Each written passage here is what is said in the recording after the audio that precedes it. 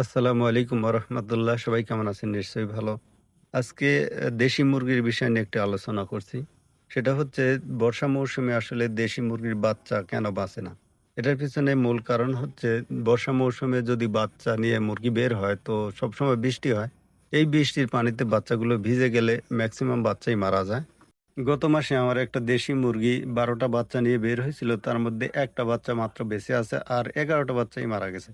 এর পিছনে মূল কারণ হচ্ছে বর্ষা মৌসুমে মুরগি বাচ্চা নিয়ে বের হলে বাচ্চাগুলো ভিজে যায়। পানিতে ভেজার পর বাচ্চাগুলো সব মেক্সিমাম বাচ্চা মারা যায়। কিছুদিন আগে আমার একটা মুরগি ৮ টা বাচ্চা ফোটাইছে। তো বাচ্চাগুলো আমি মুরগির সাথে না ছেড়ে বাচ্চাগুলোকে আলাদা করে আমি ব্রুডিং করেছি। ব্রুডিং শেষে বাচ্চাগুলোকে আমি আলাদা না করে কোয়েল পাখির মধ্যে ছেড়ে দিলাম। অর্থাৎ দেখতে চাই যে আসলে বাচ্চাগুলো কোয়েল পাখির সাথে থাকতে পারে কিনা। তো দেখতেছি যে আসলে বাচ্চাগুলো সুন্দরভাবে কোয়েল পাখির সাথে খানাপিনা সবকিছুই করছে, কোনো সমস্যা নাই। এখন পর্যন্ত একটা বাচ্চাও মারা যায়নি, খুব সুন্দর আছে এবং বাচ্চাগুলো দেখেন অনেকটাই বড় হয়ে গেছে। এবং পরীক্ষামূলক আমি একটা চীনা হাঁসের বাচ্চা কোয়েল পাখির মধ্যে রাখছি যে আসলে দেখি কি রকম হয়। তা আসলে দেখতেই পাচ্ছেন যে কোয়েল পাখির মধ্যে চীনা হাঁসের বাচ্চাটাও খুব ভালো আছে।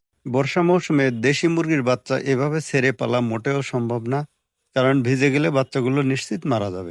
ভিডিওটি যদি ভালো লাগে তাহলে লাইক, কমেন্ট, শেয়ার করুন এবং চ্যানেলটিকে সাবস্ক্রাইব করে পাশে থাকুন। সবাই ভালো থাকুন, সুস্থ থাকুন। আসসালামু আলাইকুম ওয়া রাহমাতুল্লাহি ওয়া বারাকাতুহু।